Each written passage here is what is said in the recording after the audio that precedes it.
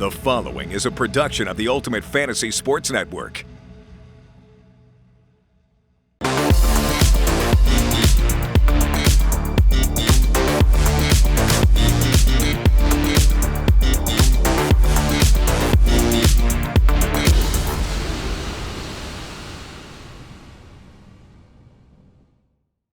Welcome to the first UFHL Now 2022 show. I'm your host, Kyle Hall. We have a great show for you today. Later on, we'll be joined by 11-year NHL veteran and UFHL franchise owner, Ryan Malone. But before we send to our interview with Ryan, let's take you around the Ultimate Fantasy Hockey League. Our first segment today, let's take a look at the league standings. You're taking a look at the top 10 right now. Nothing has changed in the top 5 from last week. The Titans still have an 88.6 point lead on the Royals. The Grizzlies, West Coast Express, and Rock Republic fill out the rest of the top 5. Where we do see a change this week in the standings comes in the bottom 5.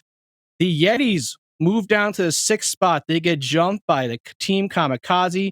Kamikaze had a great week this last week, so they jump up into the 6th. And we have some new members into the top 6. The Battlehawks jump into the top 10.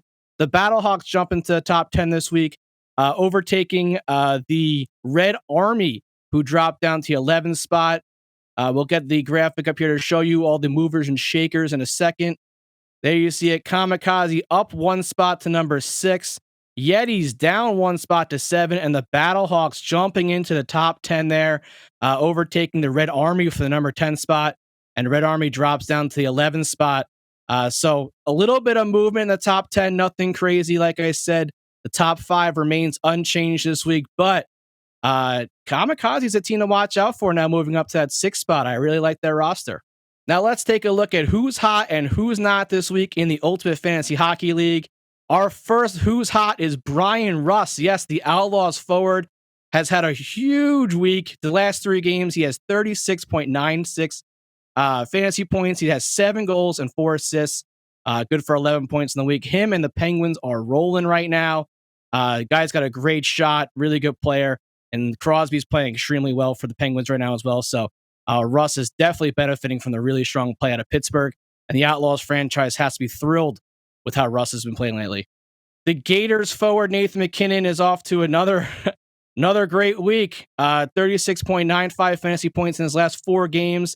2 goals and 8 assists, good for 10 points. He's been an assist machine this year. In just 21 games, McKinnon has 29 assists. So even though the goal production's not there so far this year for McKinnon, he's definitely getting a lot of assist numbers, and his teammates are helping out, putting the puck in the net. So the Gators, I mean, they got a good one there, McKinnon, and he's paying off with another big week this week. Our third who's hot this week is Outlaws goaltender UC Saros. This guy, I mean, he is unbelievable. 26.5 fantasy points the last 3 games. He was 3-0 this last week. 2.0 goals allowed average with a .954 save percentage. He's been great for Nashville this season. So far, he actually leads the Ultimate Fantasy Hockey League in goaltender fantasy points with 146 points. This guy, I mean, he's going to be probably the all-star starter this year for that Central Division. A really unbelievable player. I got to see him in practice a couple years ago with Nashville. Extremely nice guy off the ice, but he was unbelievable on that ice watching him play. Just a fantastic goaltender, and the Outlaws got a really good one there. Now, who is not hot this week in the Ultimate Fantasy Hockey League? Jonas Korpisalo, just a really rough week. 5.49 fantasy points over the last 3 games. 1-2 record, a 4.04 goals allowed, a 171 save percentage. Just not what you want to see for Team Kamikaze. And Korpisalo's really struggled this year. His 3.86 goals allowed average is well below his career average of a 2.97. So hopefully the Blue Jackets goaltender figures it out, because he's already lost his starting job and not looking good after this week's performance. Our second member of the Who's Not Hot list is Steven Stamkos. Our guest coming up, Ryan Malone, will not be happy to see this, as his team Dynasty star is off to a very slow start in 2022. Just 10.75 fantasy points over his last 4 games. Just 2 assists in those games, 0 goals. Stammer, though, is off to a great start this season, 40 points in 36 games. So hopefully this is just a little bit of a rough week, but he's been really the driving force for that Dynasty team who's just on the edge of a playoff appearance. So hopefully Stamkos can get it going again because towards the end of 2021, December, he was red hot. So I think this is just a little bump on the road, but a rough start to 2022 for the Lightning captain. And then our last Who's Not this week, Jonathan Taves and the Mystics. Really bad week, 7.26 fantasy points over 4 games, just a goal and assists in those games. He's had a very rough season so far, just 15 points on the year, only 4 goals and a minus 11 to his name, which is by far the worst of his career. Taves is just off to a rough start. Obviously, there's a lot of distraction in Chicago early this year, but he has not been able to get it going. You'd have to think, is he a possible trade asset that Chicago might move later on in the year? Could that help the Mystics out? Maybe a change of scenery for him. We'll see, but it's been a rough go for Jonathan Taves so far this year. Now let's go around the league and check out the latest news, and we have some monster trades that went down this last week. Nikita Kucherov is on the move. The Monarchs send him to Bentley Jack along with Trevor Van Riemsdyk and Colton Shiver, who they get dealt for former number 1 overall pick Rasmus Dahlin, who I think has turned it around there in Buffalo and has had an okay season. So I think that's a very good pickup for the Monarchs for Kucherov. They also pick up Sam Reinhart, Alexander Pashin, and also a first-round draft pick from the Kamikaze. Another member of that draft, another member of that trade was William Wallender, who actually the Monarchs flipped right after the trade to Goodfellas for Antti Ranta. A monster trade. We'll get into a little bit more of this later on with the insider Larry Fisher, but just a huge trade. And we had another monster trade that happened just after that trade went down with Tyler Sagan getting dealt. So the Blizzard will receive Tyler Sagan from Can West Generals, who they got 6 assets basically for Sagan back in the trade. The Blizzard also received a second draft pick, but 2 first-round picks and a handful of assets there for Can West Generals. So 2 monster trades this week, 2 big-name players. As the trade deadline is rapidly approaching here, I think we'll see some more trades, but teams are definitely starting to position themselves now for the playoff run, and you got to love to see monster trades go down during the week. Our last segment here on Around the League is a great jersey reveal. Our friends over at the North Stars came out with their brand new jersey. I love this look. Really clean look. I love the gold trim there, but the North Stars with their Maplewood hockey jerseys. I know I talked to Cameron Turner, who was really happy with it. I don't blame him. Really sharp looking jersey. I love the logo. Very, very good looking jersey in general. And I'm sure we'll see some more jersey reveals soon, but thank you to Cameron for sharing that with us. Awesome job by them and Maplewood Hockey for putting that jersey out. And lastly, our Elite Prospects Players of the Week this last week. Congratulations go out to Blades of Steel forward Gabriel Langasang, who was the forward of the week. For our defensemen and goaltenders, both come from the Outlaws. Chris Letang and UC Saros were the defensemen and goalies of the week. So congratulations to them. Big week for the Outlaws this last week. And now what everyone's been waiting for, let's send it over to 11-year NHL veteran, U.S. Hockey Olympian, and UFHL franchise owner, Ryan Malone. All right, we are now joined by former NHL superstar. I'll say superstar. I was a big fan of Ryan Malone back in the day. He just purchased the Dynasty franchise this last offseason. Ryan, thanks so much for joining us. Yeah, thank you so much. I want to say superstar, just a hockey player I was lucky to play in the greatest league in the world, that's for sure. So this is your first season in the UFHL. What has the experience been like now? You're in 20th place right now. So how do you feel about your first year? Good. I think it's been a huge help. Mark Yates, Ed Palumbo, huge help. Even when I bought the team, knowing we didn't have a lot of draft picks, we didn't have a lot of depth, we were at the bottom of the league. And I think everyone ranked us to finish last. So we are better than last, at least. So we know it's going to be a little process here. But it's been a great experience and definitely some fun, that's for sure. Yeah, you guys unfortunately got a little bit of the injury bug there. Max Pacioretty going down. He was having a great start to his season so far. But you have a couple former teammates in the team, Steven Stamkos and Alex Killorn, who are really carrying your team this year. Yeah, those are guys I went after in the offseason. Had to pay a little bit of extra price to get those guys on our team, but picturing them, in a long playoff run, we're hoping to make the playoffs here, and then you never know what might happen. So to have those guys on your team, had a chance. So that'll be fun to get those guys on our team, send them a jersey here soon, and see what happens. I hate to tell you this, but in our last segment, we had Stammer down on the who's not hot list. He's off to a slow start in 2022, but he's having a good season overall, though. Are you texting him after games and thanking him for the goals? No, I'm not at all. I'm trying. I'm letting him do his thing. He's got enough on his plate. He just had another baby as well, so I'm sure his hands are full. But yeah, this is. I text these guys when I came in with this opportunity. Almost, it feels like a year ago, but I think it was like 6 months ago. It's like, hey, remember we were sitting at the card table on the plane, wondering how we can get paid using fantasy. In a fantasy league. Well, it's like, it's coming true. So it was crazy. We talked about this years ago about how athletes could take advantage of those stats, and now there's actually a league that exists, and they can participate in to earn those stats for a lifetime, which is just an unbelievable thing that's happening right now.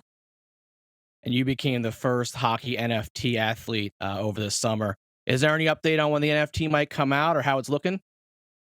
Yeah, it looks done. I know it looks like they're starting kind of with the football guys there. And still, I think a lot of people with these NFTs are still wondering what they are. And, it's just some of the verbiage. But you can tell that people are excited about them. Myself, it's pretty cool kind of seeing this avatar, your digital figure that's going to go into these games and into the metaverse. You're just kind of creating this second life now, literally into the digital world, just like all those movies you see. It's just it's been unbelievable, and to see them partner up with Ready Player Me and Kudos as well. It's just some big partnership. You can see all the stars are kind of aligning, and to be on the Zilliqa blockchain is so impressive right now, and seeing what Zilliqa is also doing is just this is just mind blowing, really, when you start diving into it and realizing that you can get paid in this digital world now. It is just crazy, right? I mean, I'm 40 some years old. You never thought you'd think of those EA games when you would create a player and play a full season or whatever through EA Sports.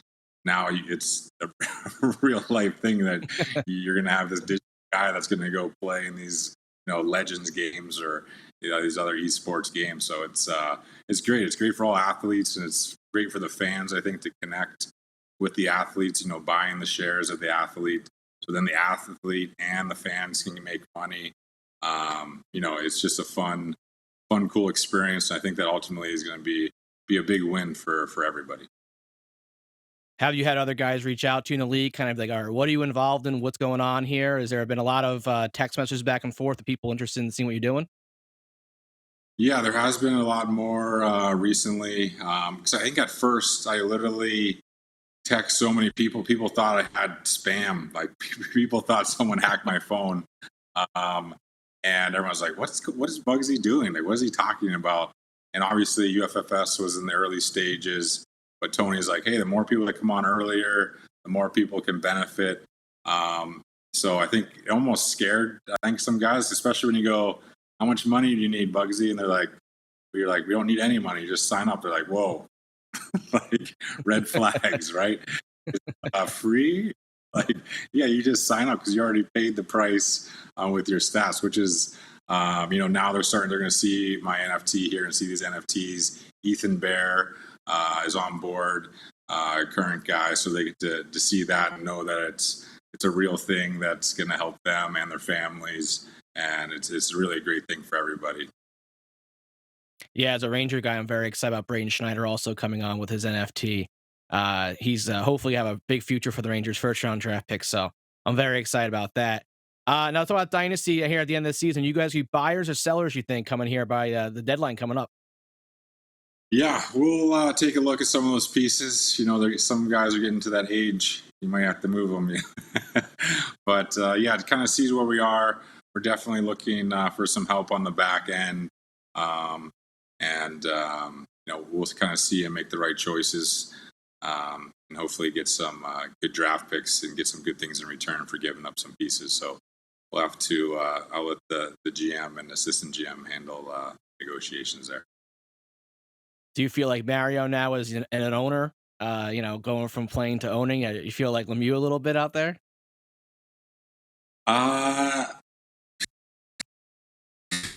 No, I wish I sold the team for X dollars, but it is full business, right? You're setting up an LLC. You buy some merchandise. You can take care of these things really on the business end.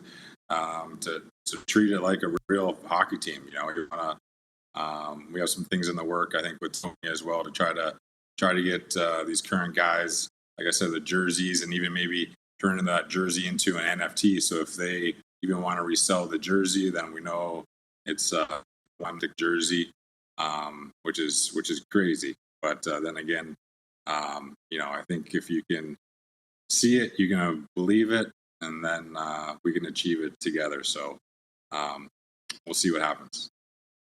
A lot of exciting stuff around your team and the whole league in general. So Ryan, thanks so much for joining us this week, and I'm sure we'll catch up with you soon. And good luck to Dynasty the Western Way. Yeah, thanks for letting me come on the show, and nice having you lead the charge here, Kyle. Thanks for helping out. Yeah, excited to get involved. Awesome. All right, so now from Ryan Malone, a legend in his own right, Mr. Insider Larry Fisher. How are we doing this week, Larry? Doing good, Kyle. Great to be on the show. Great to have you hosting UFHL now to start the new year. Yeah, I'm thrilled to be here. You and Dean did such a good job for such a long time, so I'm just trying to carry the torch here a little bit, and hopefully we got some new things in the works that I'm excited for. We just had on Ryan Malone, who I know has been a huge part of this UFHL now and growing this league in general, so it's great to get him on. But Larry, what else is going on in the league? What are you hearing around what's on the hot stove now? Well, I think you covered the two big blockbusters of the week, Kyle, and we can start there. Anytime players of the magnitude of Nikita Kucherov and Tyler Sagan are on the move, a lot of holiday wheeling and dealing in the UFHL. We're still a little over 2 months away from the trade deadline on March 21st, but certainly some big names are moving, and timed. It was sort of the worst kept secret in the UFHL, the Nikita Kucherov trade, because it had sort of leaked out before Christmas that the deal was pending. It was agreed to by both parties, and it was just a matter of when Kucherov's coming back from LTIR, and the trade did finally break on this past Tuesday. Cat's out of the bag. Probably the biggest in-season trade to date in the UFHL, with the Monarchs parting with one of their franchise players. This was a franchise that was the playoff champion for the inaugural UFHL season in 2020, largely built around Tampa Bay Lightning players. Obviously, Nikita Kucherov and Victor Hedman was the other franchise player. And Victor Hedman was traded earlier this season to the Mystics. And now Nikita Kucherov is off to the Bentley Jacks. Member of the expansion Bentley Jacks, made his debut this week with the Bentley Jacks, had 2 assists in Thursday's 4-1 win over Calgary. So obviously Nikita Kucherov is a huge boost for the Tampa Bay Lightning as well as the Bentley Jacks, making an immediate impact. As he did last year. As we all remember, he missed the entire regular season last year, came into the playoffs and actually led the NHL playoffs in scoring as well as the UFHL playoffs. Was a big part of Red Army's championship run as a trade or as a least ringer through the playoff draft. So Bentley Jacks are hoping for a repeat performance from Nikita Kucherov to help them lock down a playoff spot, because right now, Kyle, the Bentley Jacks are holding down the second wild card spot, final playoff berth in that Legends Conference, trying to hold off the Mystics and Victor Hedman of all people. I like teams going for it now. I like teams getting ahead of it. Obviously you like to make your moves by the deadline, but I like teams going for it early and saying, listen, we're going to go for this right now. And you get a long run out of these players. You don't just get them for a couple weeks. they're going to get a couple months out of him. So I like the move. It's aggressive. I like it. And that's what we know of the Bentley Jacks. They are our version of the Seattle Kraken here in the Ultimate Fantasy Hockey League. They came in with the same expansion draft, same rules, everything, but they took the Vegas Golden Knights playbook and ran with it. Ron Francis did sort of the slow build, no trades at the expansion draft, bottom of the standings, are not really a playoff contender. While the Bentley Jacks from day one, as soon as they won that franchise auction for $10,000 USD, we had their owners, Drew and Darwin, on the UFHL Now show. And they said, listen, we're going to be bold. We're going to be brash. We're going to make a splash right out of the gate. Well, by the time the expansion draft came, Brendan Kopp was announcing a trade for a franchise player in Patrick Kane. And now he's got another one in Nikita Kucherov. And what kind of expansion team in the real world can have superstars like Patrick Kane and Nikita Kucherov essentially by Christmas time in their first season? So just a remarkable job done by Brendan Kopp and then supported by the Bentley Jacks ownership group. And like I said, Brendan's making a strong case for GM of the year. But like you mentioned as well, Kyle, the return package for the Monarchs is pretty impressive as well. Rasmus Dahlin, like you said, has really turned a corner this year and it's trending up for Buffalo. And Buffalo's only going to get better with guys like Peyton Krebs and Jack Quinn and JJ Peterka. And the list goes on and on of who's on the way in Buffalo for offensive firepower. Rasmus Dahlin's going to be great there. Sam Reinhart obviously traded from Buffalo to Florida, but he's been a great fit in Florida as well. So they got back 2 impact players. And for George Batchel, it just came down to the injuries with Nikita Kucherov, and he wasn't a reliable fantasy performer because of the injury risk. And the Monarchs being out of the playoff race and sort of rebuilding, retooling a little bit, adding some depth in that Gretzky division, which has suddenly become the most competitive. And, they got like 6 franchises in the top 15 in the Gretzky division. So it's hard to make headway in there. And George Batchel and his owner, Joe Bowman, have sort of taken a step back, one step back in order to go 2 steps forward, hopefully, by bringing in a young guy like Rasmus Dahlin, a really capable guy like Sam Reinhart, and then 2 really good prospects as well in Passion and Wallender, and then still have a first-round pick to show for it as well. So I think it could be a win-win trade, but certainly it stands out for the Bentley Jacks that they're here to make a splash, like they said from day one, and they want to make the playoffs in season 1. And Nikita Kucherov's about as big of a ringer as you can reel in at the trade deadline. But like I said, here you got 2 months to the trade deadline still. So a great move by the Bentley Jacks, living up to their bold approach to the Ultimate Fantasy Hockey League. Yeah, a very bold approach. I am a fan of it. Now get to our second big trade this week. Tyler Sagan on the move. Yeah, Sagan. And this is one that's been in the works for a while. The Generals have been floating Tyler Sagan's name on the UFHL trade bait board multiple times over the last 6 months to a year even. They've been looking to move him. And I think the reason is, guys, you look into the cap situation here, and Tyler Sagan has 5 more seasons left at $9.85 million per year through 2027. They have guys coming up that need extensions or that have already agreed to extensions, for next year.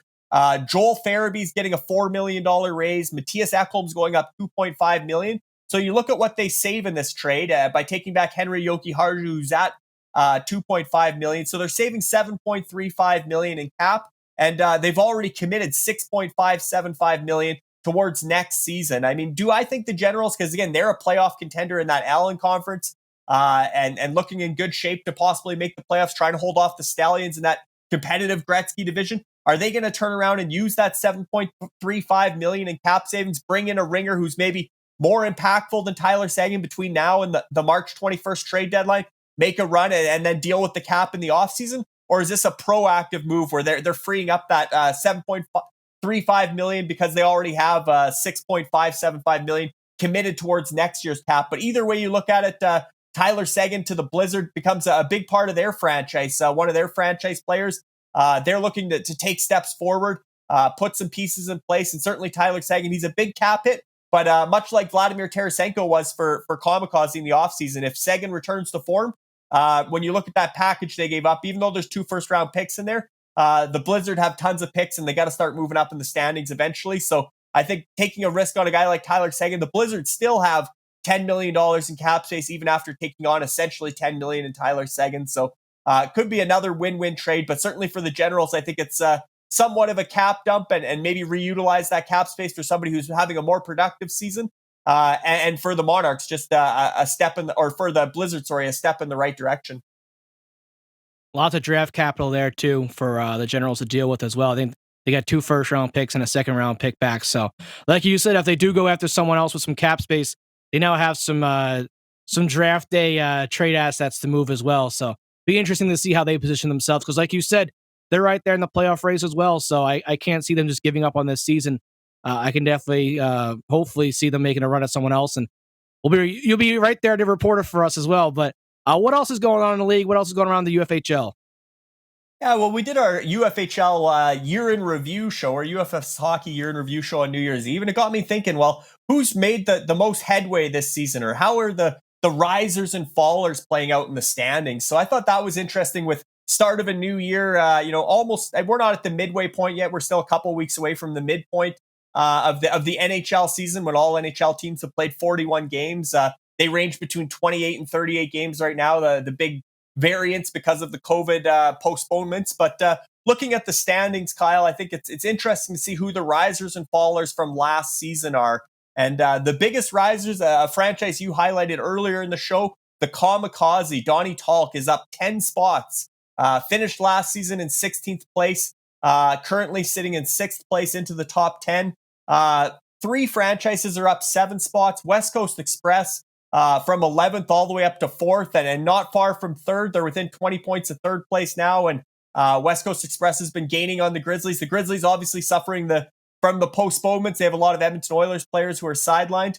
And then the Can West Generals from 22nd to 15th and the Assassins from 26th to 19th. Those were the 3 franchises that are up 7 spots. Up 6 spots, the Grizzlies, who are up from 9th to 3rd.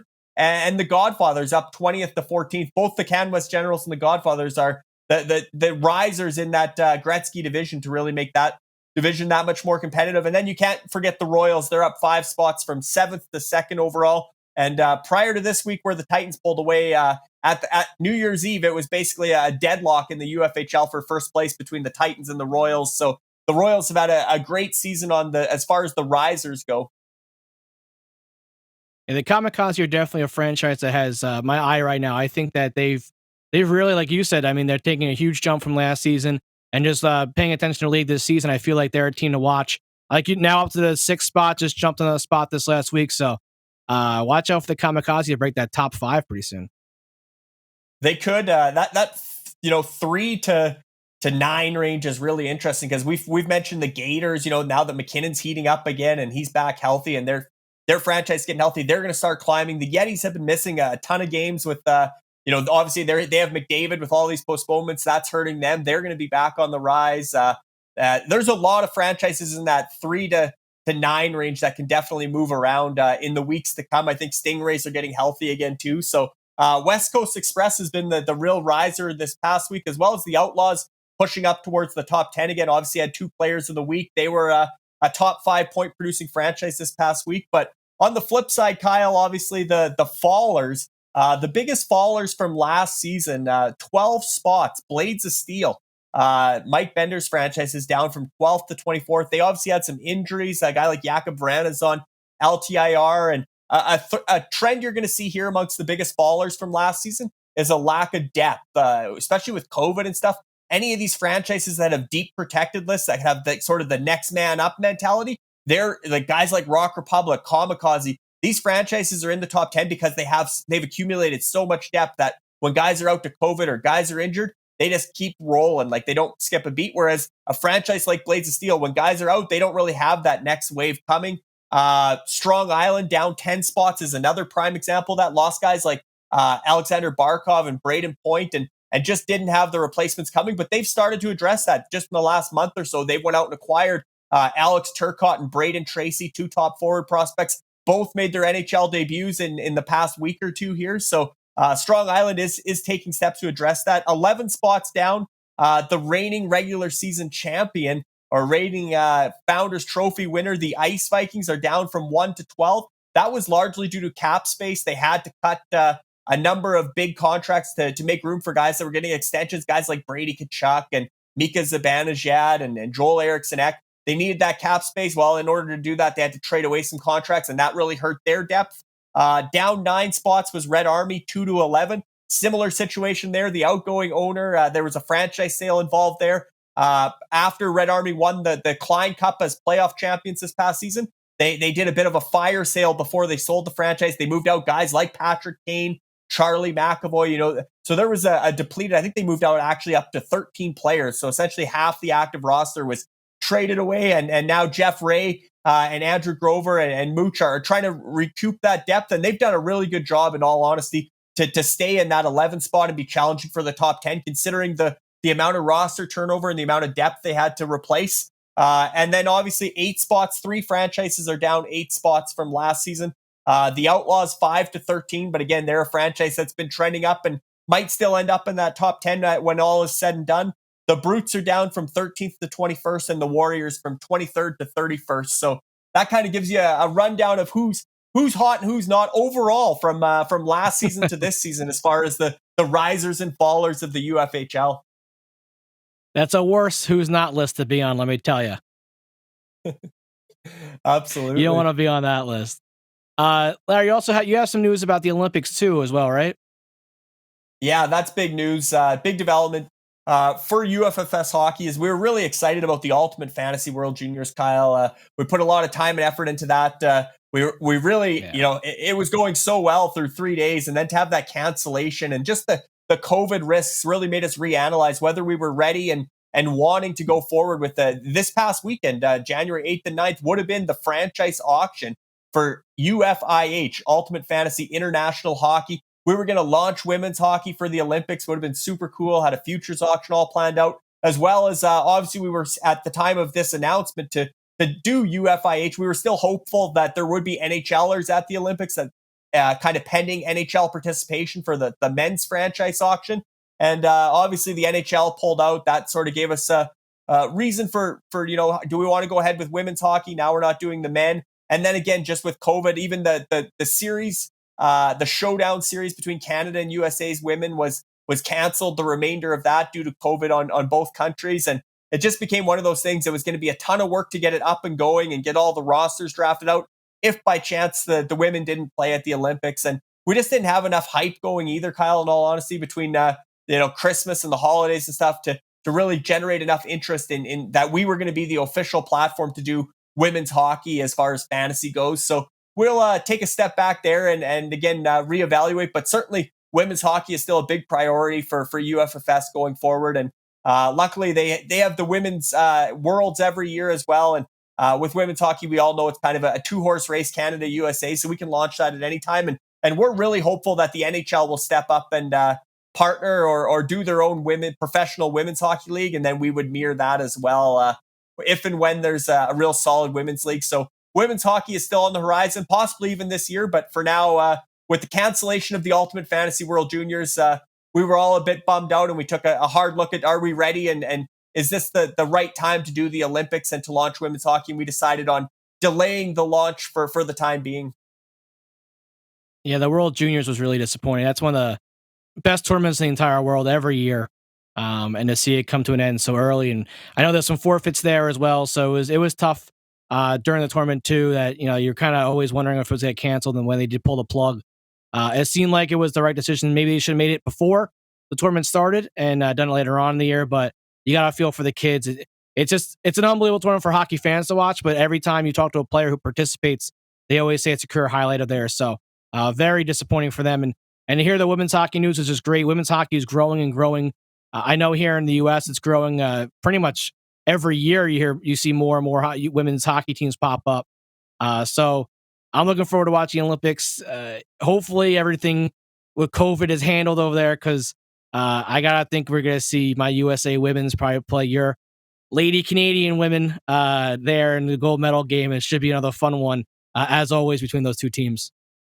Absolutely. Maybe we'll get a men's gold medal game, Canada, USA still too, even without the NHLers. There's a lot of talent going there, but I think I saw 7 new women made the US women's Olympic team from the past Olympics. Yeah. So definitely a lot of up and coming stars that we'll get to know women's hockey at the Olympics. And then, like I said, follow up with a futures auction and launch the women down the road for UFFS. And also hopeful, Kyle, that this might not be the last we hear of the World Juniors this year. I know they're looking at possibly rescheduling for the summer months, whether it's end of June or into July, possibly. So really hopeful that UFWJ will get to see this through still. And I don't know how that'll work with rosters, if they'll be bringing back all the same guys. Some guys might be injured. Some guys, what if somebody has a great second half and they really want him on that roster to represent their country in the summer? So it'll be interesting to see what the roster rules are and if we need to do another supplementary draft to fill out the UFWJ rosters. But for us, we're still remaining optimistic and hopeful that although it was a lot of fun through 3 days, we'd love to hand out a gold medal for the Ultimate Fantasy World Juniors this summer yet as well. Yeah, it'd be great if they got that restarted again. That'd be awesome to see that. Like I said, it's one of the best tournaments in the world every year, so it'd be great to see that play out. Larry, anything else before we let you go? I think that's all I got for today, Kyle, but definitely stay posted, because I think when you see names like Kucherov and Sagan on the move in the UFHL, other franchises, again, with those arms races for the playoffs, somebody's going to make a reactionary move. There's a lot of teams trying to chase down the Bentley Jacks. I mentioned the Mystics. They're going to get Evgeny Malkin back likely within the next week. He's coming off LTIR, so they get an internal ringer, a nice boost from within, and they're sort of next in line. But as mentioned, Ryan Malone, what's he going to do? Is he going to be a buyer? He sees, he's got Stamkos, he's got Killorn, he's got some Tampa guys. Now he sees Kucherov go to one of his a division rival, no less, the Bentley Jacks, but also a rival in the playoff race. So it'll be interesting to see if Dynasty gets into that, bidding war or into that arms race to try and perhaps land another big name in the weeks to come as we get closer to that March 21st trade deadline. But definitely when big names move, there could be a domino effect. So it'll be fun to see where we're at next week's show. Yeah, I think they're looking on the back end there for the Gators for Dynasty. I think that's what they need to improve there. And so I like their forwards. But Larry, thanks so much for all your insights, and we'll see you next week.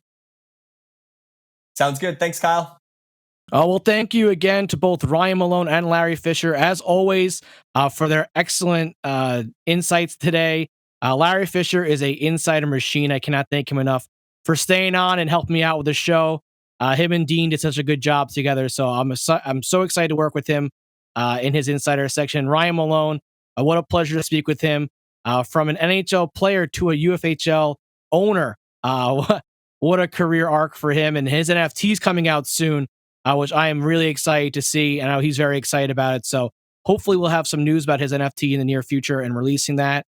But before we go today, I do want to go to our last segment for the Twitter poll we're going to put out there on the UFHL Now Hockey Twitter poll.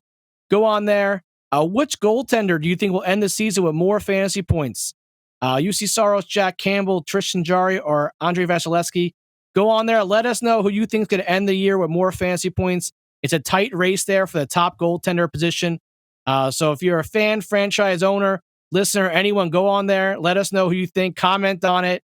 If you think there's going to be another guy, leave it in the comments. But please, everyone, we'll go and reveal the results next week. And thank you to everyone for tuning in to our first episode here in 2022. Again, I'm your host, Kyle Hall, and we'll see you next week.